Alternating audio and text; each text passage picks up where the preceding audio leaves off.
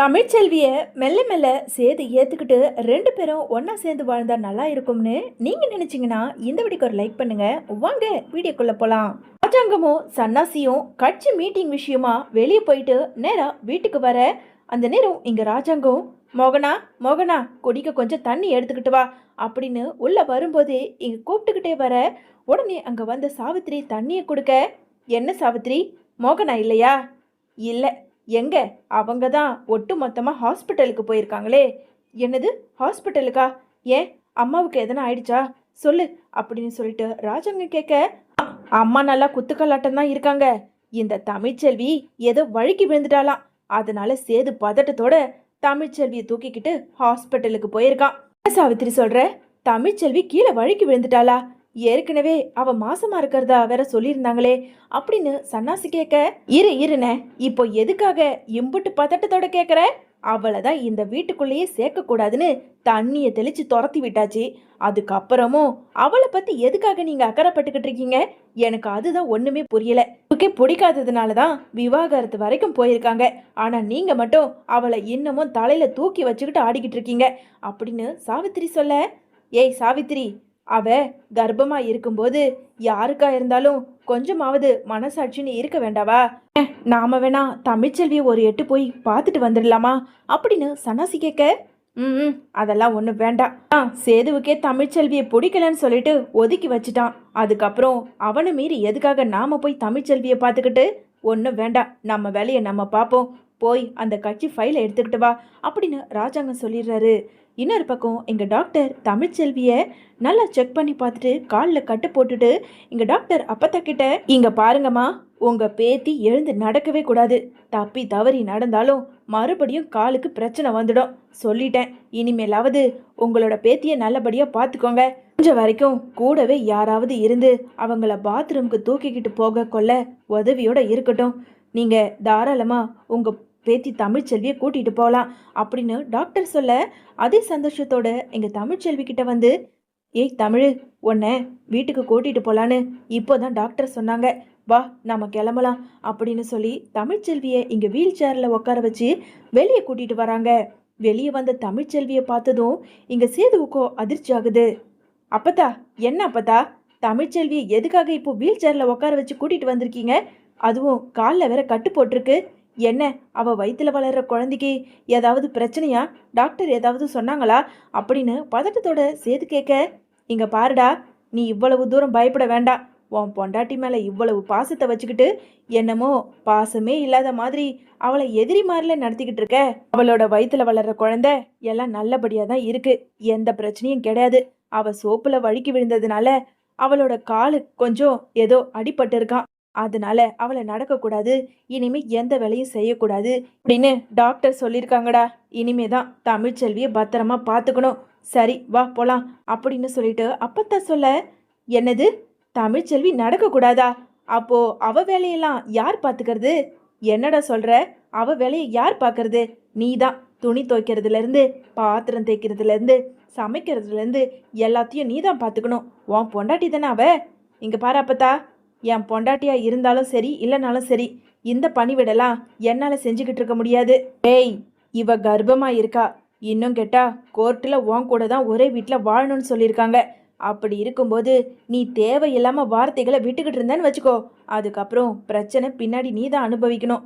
ஒழுங்கா உன் பொண்டாட்டியை நீ தான் பார்த்துக்கணும் அப்படின்னு சொல்லிட்டு எங்கள் சேதுக்கிட்ட அப்பத்தா சொல்ல, சரி என்ன பண்ணி தொலையிறது, கூட்டிட்டு போறேன். உடனே அங்க இருந்த வசந்தியோ, மாப்பிள்ள உங்களுக்கு எதுக்கு கஷ்டம், தமிழ்ச்செல்வியை நான் கூட்டிட்டு போய் கொஞ்ச நாளைக்கு பார்த்துட்டு அவளுக்கு சரியானதும் கூட்டிட்டு வந்து விடுறேன் அப்படின்னு வசந்தி சொன்னதும், இல்லை இல்லை வேண்டாம், தமிழ்ச்செல்வியை நானே பார்த்துக்கிறேன்.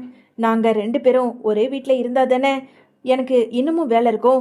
பேசாம தமிழ்ச்செல்வியை நான் அப்பா கிட்ட பேசி என்னோட வீட்டுக்குள்ள கூட்டிட்டு போறேன். கிட்ட நான் பேசினா கண்டிப்பா தமிழ்ச்செல்வியை உள்ள விடுவாரு அப்படின்னு சொல்லிட்டு எங்க தமிழ்ச்செல்வியை அழைச்சிக்கிட்டு அப்பத்தா சேது தமிழ்ச்செல்வின்னு எல்லாருமே வீட்டுக்கு வராங்க. வீட்டுக்கு வந்த சேது தமிழ்ச்செல்விய மெல்லமா தூக்கி இங்க வீல் சேர்ல உட்கார வச்சு வெளியே தள்ளிக்கிட்டு வர, அந்த நேரம் இதை எல்லாத்தையும் பார்த்துக்கிட்டு இருந்த சித்ரா இங்க ஈஸ்வரி கிட்ட, அம்மா அங்க பாத்தியாமா, அந்த தமிழ்ச்செல்விய வீல் சேர்ல உட்கார வச்சு தள்ளிக்கிட்டு வரான் அந்த சேது. பாரு, அவளுக்கு கால் உடஞ்சிருக்குன்னு நினைக்கிறேன்.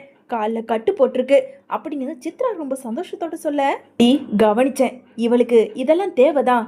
நம்மளை இந்த நிலைமையில இருக்கிறதுக்கும் என் புள்ள போஸ் அங்க அனாதையா எங்கேயோ தெருவில் சுத்திக்கிட்டு இருக்கிறதுக்கும் எல்லாத்துக்கும் காரணம் இவ தானே. கண்டிப்பா இவளுக்கு இதெல்லாம் வேணும் தான் அப்படின்னு சொல்லிட்டு இங்க ஈஸ்வரியும் சந்தோஷப்பட்டுக்கிட்டு இருக்காங்க. இன்னொரு பக்கம் எங்க அப்பத்தா, ஏண்டா போஸு, நீ ராஜாங்கத்துக்கிட்ட பேசி தமிழ்ச்செல்வியை உள்ள கூட்டிட்டு வரியா? ஆமா அப்பத்தா, நான் பேசி கூட்டிட்டு வரேன். அவ எப்படி தனியா இருந்து அந்த வீட்டில் கஷ்டப்பட்டுக்கிட்டு இருப்பா, அதனால தான் நான் அப்பா கிட்ட எப்படியாவது பேசி சமாதானப்படுத்துறேன் அப்படின்னு அப்பத்தா கிட்ட சொல்லிட்டு தமிழ்ச்செல்விய நேரா வீல் சேர்லயே தள்ளிக்கிட்டு வீட்டுக்குள்ள வராரு. வீட்டுக்குள்ள வந்த சேது இங்க தமிழ்ச்செல்வியை கூட்டிட்டு வரதை பார்த்ததும் சாவித்திரியோ அப்படியே அதிர்ச்சியாகி, அண்ணே அண்ணே இங்க பாருண்ணே, உன் புள்ள என்ன காரியம் பண்ணிக்கிட்டு இருக்கான்னு. இந்த தமிழ்ச்செல்விய வீட்டுக்குள்ள கூட்டிட்டு வரான், இதெல்லாம் கொஞ்சம் கூட சரியில்லை பார்த்துக்க அப்படின்னு சொல்லிட்டு சாவித்திரி சொல்ல, உடனே சன்னாசி இருந்துக்கிட்டு, ஏய் சாவித்ரி, பேசாம அமைதியாரு. ஏன்பா சேது, என்னப்பா ஆச்சு தமிழ்ச்செல்விக்கு? எதுக்காக வீல் சேர்ல உட்கார வச்சு கூட்டிட்டு வர? வந்து சித்தப்பா, தமிழ்ச்செல்வி காலையில வழுக்கி விழுந்து காலில் ஏதோ அடிபட்டிருக்கு, கொஞ்ச நாளைக்கு நடக்கக்கூடாதுன்னு சொல்லிட்டாங்க. அதனால தான் எங்க அந்த வீட்டில் இருந்து தனியாக கஷ்டப்படணும்னேன்னு இங்கே மலர் இருக்கு, அதுவும் அம்மா அப்பத்தான்னு எல்லாருமே இருக்காங்களே, பார்த்துப்பாங்கன்னு சொல்லிட்டு தான் கொஞ்ச நாளைக்கு இங்கே இருக்கட்டும்னு வீட்டுக்குள்ளே கூட்டிகிட்டு வந்திருக்கேன். அப்பா, நீங்கள் தமிழ்ச்செல்வியை கொஞ்சம் எப்படியாவது வீட்டுக்குள்ளே மன்னிச்சு ஏற்றுக்கங்கப்பா அப்படின்னு சேது சொல்ல, ஐயோ ஐயோ ஐயோ, நல்லா இருக்குதே நீ பேசுறது. உனக்கு வேணும்னா அவளை வீட்டுக்குள்ளே விடணும், உனக்கு வேணனா அவளை வீட்டை விட்டு துரத்தி அடிக்கணும். ஏன்பா சேது, நான் தெரியாம தான் கேட்குறேன். உன் பொண்டாட்டி தமிழ்ச்செல்வி வயிற்றுல துணி மூட்டையை கட்டிக்கிட்டு என்னமோ நான் கர்ப்பமா இருக்குன்னு கர்ப்பஸ்திரி வேஷம் போட்டாலே, அப்போவும் ரோஷம் எங்க போச்சு? அன்னைக்கே அவளை வீட்டை விட்டு துரத்தி அனுப்புனல, ஆனா இப்ப அதே தமிழ்ச்செல்வி வீட்டுக்குள்ள கூட்டிட்டு வந்திருக்க. நீயே சொல்லு, எதுக்காக அவளை வீட்டுக்குள்ள கூட்டிட்டு வந்த? அப்போ அவளுக்கு ஒரு நியாயம், எங்களுக்கு ஒரு நியாயம், வெளியே இருக்காங்களே ஈஸ்வரி மதனி, அவங்களுக்கு ஒரு நியாயமா? இது கொஞ்சம் கூட சரியில்லை, எல்லாமே நீங்க அநியாயத்துக்கு தான் பண்ணிக்கிட்டு இருக்கீங்க அப்படின்னு சொல்லிட்டு எங்க சாவித்திரிக்கோ கோபம் வந்து பயங்கரமா கத்திக்கிட்டு இருக்காங்க. உடனே அப்பத்தாவோ, அடியே சி வாய முடு, நீயும் தமிழ்ச்செல்வியும் ஒன்னாயிடுவியா? நீ எப்பேற்பட்ட கேடு கெட்டவ? ஏன் உன் பொண்ணை நீ அப்படியே ஒழுக்கமா வளர்த்து ஒழுக்கமா அப்படியே வச்சிருக்க மாதிரியெல்லாம் பேசிக்கிட்டு இருக்க. உங்களுக்கு நீ தமிழ்ச்செல்வி கூட சேர்த்து வச்சு பேசுறியா? தமிழ்ச்செல்வி உங்களை விட ஒரு படி இல்லை 10 மடங்கு அவ மேலதான். அப்புறம் என்ன சொன்ன? வெளியே இருக்காளே அந்த ஈஸ்வரி, அவளுக்கெல்லாம் அவளாம் ஒரு நல்லவனு நீ அவளுக்கு வக்காலத்து வேற வாங்கிட்டு வர. ஏன் அவ இந்த குடும்பத்துல கண்மணிக்கு வாழ்க்கையவே கெடுக்கணும்னு நினைச்சாலே அவளை நீ தலைமையில தூக்கி வச்சுக்கிட்டு பேசுவ. ஆனா சேது தான் பொண்டாட்டிய தலைமையில வச்சு தூக்கி பேசக்கூடாது, அப்படி தானே? என்ன 2 பேரும் பிரிஞ்சிடுவாங்கன்னு நீ தப்பு கணக்கு போட்டுட்டியா? அப்படியெல்லாம் ஒரு காலமும் நடக்காது. என் உயிர் இருக்க வரைக்கும் அவங்க 2 பேரும் ஒன்று சேர்க்காம என் உயிர் போகாது, நீ அதை முதல்ல நினைச்சுக்கோ. அப்பத்தா சாவித்திரிய வெளுத்து வாங்கி பேச அங்க இருந்த தாமரையோ, அம்மா என்னம்மா இது, இந்த கிழவி அந்த தமிழ்ச்செல்விக்கு இப்படி சப்போர்ட் பண்ணி பேசிக்கிட்டு இருக்கு, நம்மளை ஒரு வார்த்தை பேச விடுதா பாரு. ஆமா, இனிமே அந்த தமிழ்ச்செல்வியும் வீட்டுக்குள்ள வந்துட்டா, இனி என்னென்ன நடக்க போகுதோ தெரியல. 2 பேரும் பிரிஞ்சு தொலைவாங்கன்னு பார்த்தா கடைசியில சேது மாமாவே அந்த தமிழ்ச்செல்வி வீட்டுக்குள்ள கூட்டிட்டு வந்திருக்காரு. ஏய் நீ கவலைப்படாதடி, அவன் கூட்டிட்டு வந்தாலும் அவன் கையாலேயே வெளியே கூட்டிட்டு போகிறதுக்கு நான் வைக்கிறேன், நீ பேசாம அமைதியா இரு அப்படின்னு இங்க சாவித்திரியும் தாமரையும் பேசிக்கிட்டு இருக்காங்க.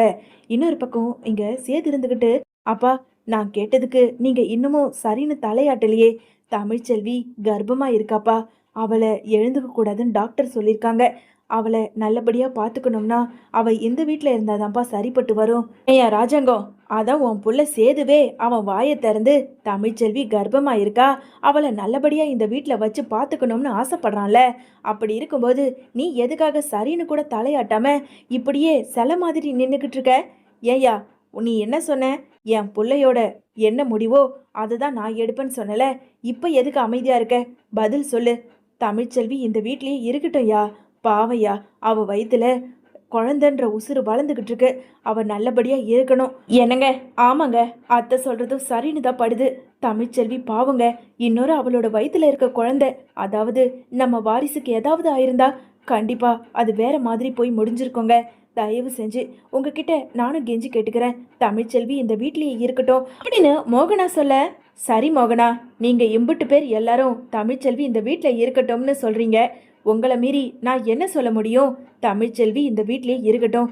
காலு குணமானதுக்கு அப்புறம் தமிழ்ச்செல்விய சேது ஏத்துக்கிட்டாலும் சரி, இல்ல அவுட் ஹவுஸ்ல தங்க வச்சாலும் சரி, அது சேதுவோட முடிவு அப்படின்னு தன்னோட முடிவை இங்க ராஜாங்கம் சொல்ல சேதுவுக்கோ ரொம்ப சந்தோஷமாகுது.